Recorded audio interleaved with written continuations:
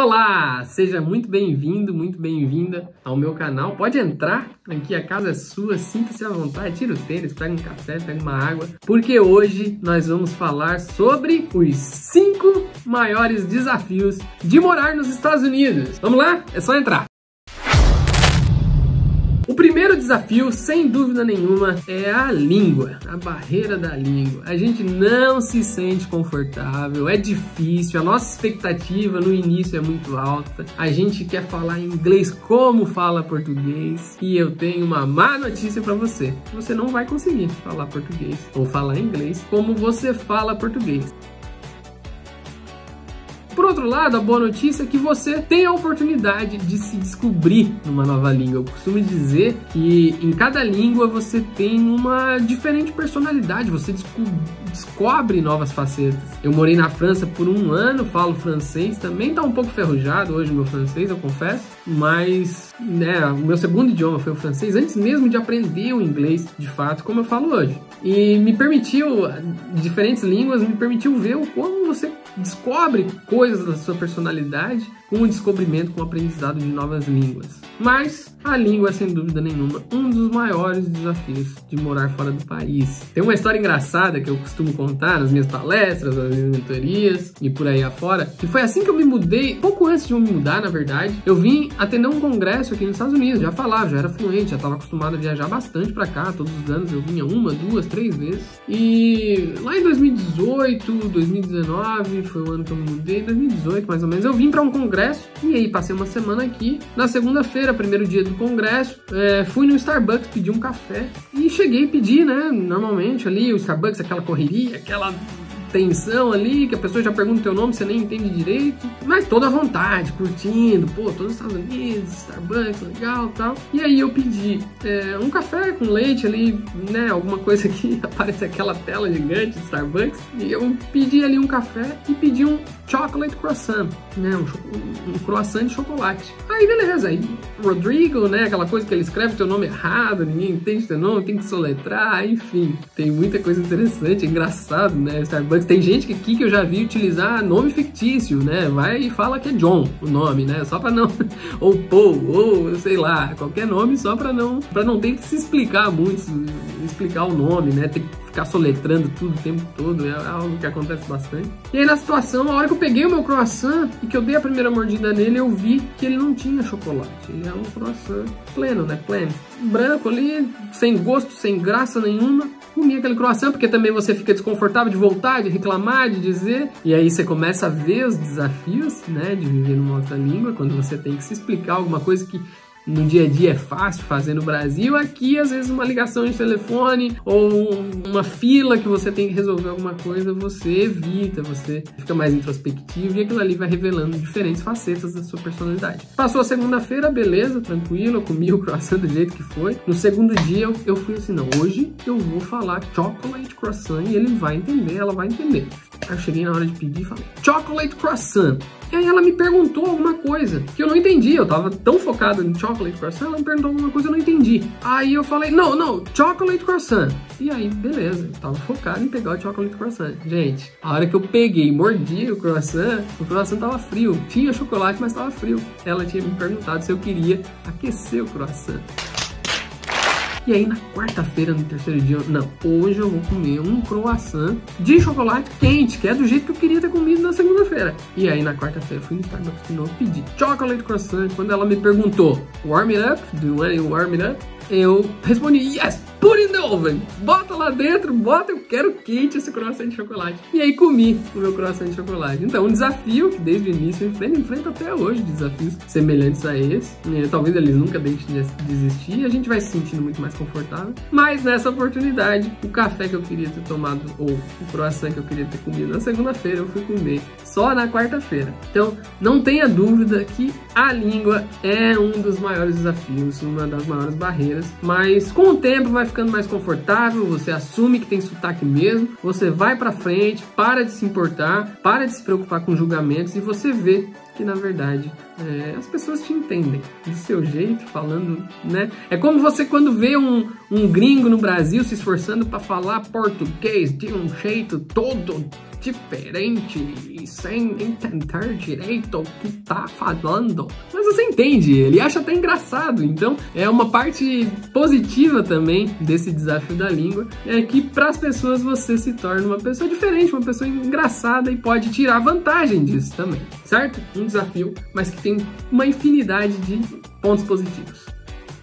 O segundo grande desafio, sem dúvida nenhuma, é a cultura do consumo. Os Estados Unidos, um país muito capitalista, que as pessoas são educadas a consumir muito produto, muita comida. Para mim, né, pro Rodrigo, né, que tive a oportunidade de morar na Europa, viver uma vida mais minimalista, sou muito a favor de um consumo consciente, emprego isso nas minhas mentorias, né? A minha filosofia de produtividade é uma filosofia minimalista, consciente, tranquila, de boa. Lidar com a cultura do consumo é um grande desafio, sem dúvida nenhuma. Você vê, hoje eu moro numa casa nos Estados Unidos, grande, muito mais do que a gente precisa, que faz parte, é o modus operandi por aqui. As garagens das pessoas cheias de coisas, carros, aqui no Texas é muito comum carro não é por casa, carro é por pessoa. Numa casa com 4 pessoas maiores de idade, cada pessoa tem um carro. Então é difícil lidar com isso. Consumo de energia, na nossa casa a gente consome muito pouca energia e a gente vê, né, conversando com pessoas no trabalho, conversando com amigos, o quão eles consomem muito mais do que a gente. Então lidar com isso e se manter, né, fiel aí, ou buscando esse minimalismo, essa não necessidade de tanto, é também um desafio. Terceiro, então, isso é grande, né? Um tanto quanto óbvio, mas a distância de família e de amigos é um grande desafio. A gente se acostuma um pouco a viver longe. Eu passei por uma pandemia, gente, aqui em Natal, o Lucas nasceu no começo da pandemia.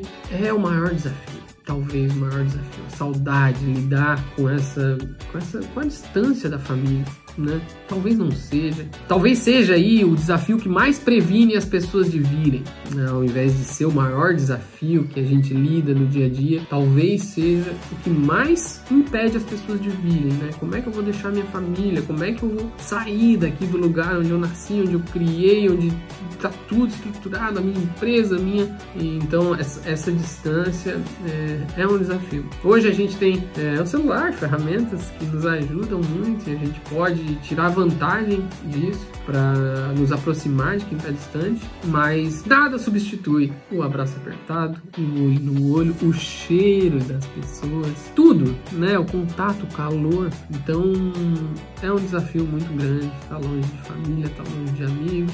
Sem dúvida nenhuma, é uma das coisas que mais talvez previna você de vir para os Estados Unidos. Como eu disse, com o tempo as coisas tendem a melhorar, ficar um pouco mais tranquilas, mas nunca deixa de ser um grande desafio.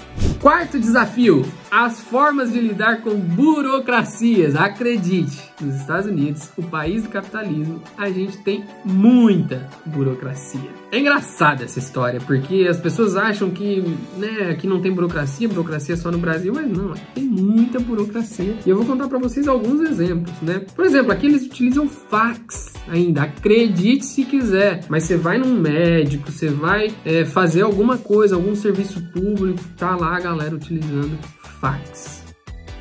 Eles utilizam cheque, talão de cheque. Você vai abrir uma conta no banco, vai vir aquele talão de cheque e você vai precisar em alguns momentos em que o pagamento aceito, como por exemplo um cheque calção, né, um depósito, alguma coisa assim. Quando você vai comprar um carro, ou vai alugar uma casa, comprar uma casa, você vai precisar ir no banco fisicamente pegar um cheque, né? Acredite se quiser, talvez você esteja rindo, mas é assim que as coisas funcionam aqui. Outra coisa muito comum são cartas. Aquelas cartas mesmo que chegam no correio e a gente, né, recebe aquela papelada, um monte de coisa, um monte de promoção, um monte de carta importante no meio do caminho que vem, né?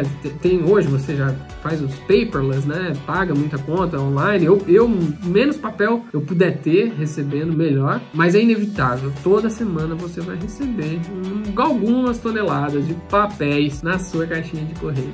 Então, essas burocracias ou talvez essas coisas mais antigas, né? Tem uma história muito interessante, recente, que aconteceu comigo, que a gente foi na pediatra do Lucas e o Lucas estava tendo speech delay, estava um pouquinho devagar para aprender a falar, e aí ela recomendou algumas frentes pra gente, uma delas foi o Texas Children's Hospital. E aí eu liguei pro Texas Children's, tá um hospital muito movimentado, gente do mundo inteiro, super bem conceituado, e para agendar. Só que aí ela precisava de um referral da médica, da pediatra.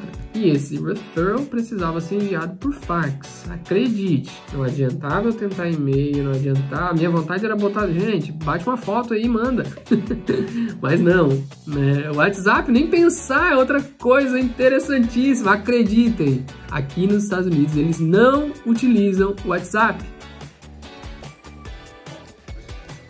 Tá bom. Obviamente, uma outra pessoa utiliza, conhece, mas quando você fala de WhatsApp para eles, sabe como eles respondem? Eles falam, mas para que? Eu não preciso, eu tenho acesso ilimitado a mensagens de texto. Todas as operadoras de telefone dão acesso ilimitado a mensagens de texto, você pode mandar quando você quiser. Só que incomparável, né, mensagem de texto com WhatsApp, né, nos grupos, a informação, do jeito que a gente utiliza.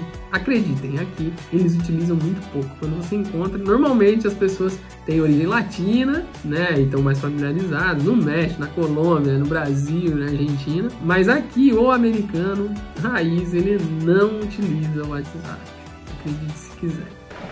Ok. Então, né, a gente nesse processo de enviar o referral, eu precisei ligar pro Texas Children, gente, sem brincadeira. Pelo menos aí umas 4, 5 vezes, para eu conseguir, de fato, conectar todo mundo. E nesse meio do caminho, eles ligaram entre eles também, pro fax acontecer. Então, algo que poderia ser muito simples, muito rápido, acabou se tornando aí uma tarefa de mais de 1 hora acontecer. Então, acredite se quiser, os Estados Unidos tem sim bastante burocracia. A diferença é que aqui as coisas funcionam, elas têm caminhos e as pessoas respeitam os caminhos, não tem atalho, não tem jeitinho, né? Então, por mais que tenham burocracias, barreiras, as pessoas sabem que aquele é o caminho que precisa ser superado e fazem o que for necessário para fazer acontecer. Tem muita atitude também.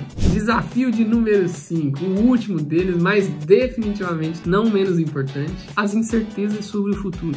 É muito difícil lidar com as incertezas sobre o futuro, de plano de visto, de plano de futuro, de empresa, vai para onde, o que vai fazer. Lidar com essa situação de ser um imigrante, né, de você sempre ter alguma coisa que você não se encaixa, ou você é alguma exceção, ou você...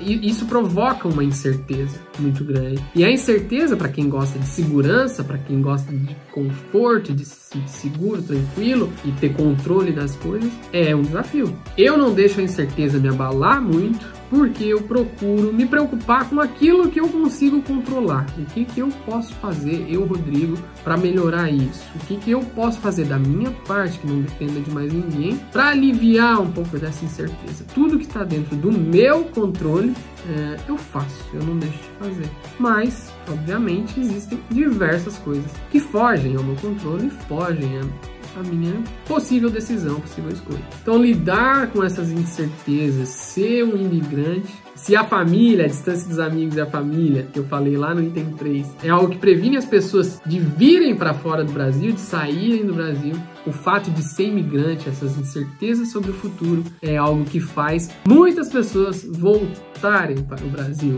Então, tenham isso em mente. Esses são os 5 maiores desafios de morar nos Estados Unidos. Eu espero que você tenha gostado desse vídeo. Se você curtiu, deixa um like aí. Se gostou mesmo, me segue, ativa o sininho. Vai vir vídeo para vocês aí sobre Estados Unidos, sobre produtividade, sobre equilíbrio de vida, vida pessoal, vida profissional, qualidade de vida, viver nos Estados Unidos, diferenças entre Brasil e Estados Unidos, enfim. Ativa aí o sininho, me segue por aqui, que vai ser um prazer compartilhar conhecimento e ter vocês aqui na minha casa, tá bom? Serão sempre muito bem-vindos. Compartilha aí com aquele colega, aquela amiga, aquele amigo que tem vontade de morar fora e quer saber um pouquinho mais do que vai enfrentar, de quais são as dificuldades. E fica à vontade para entrar em contato comigo também, no que precisar e no que estiver ao meu alcance. Eu não vou medir esforços para te ajudar, certo? Obrigado mais uma vez, fiquem bem e façam um bom dia.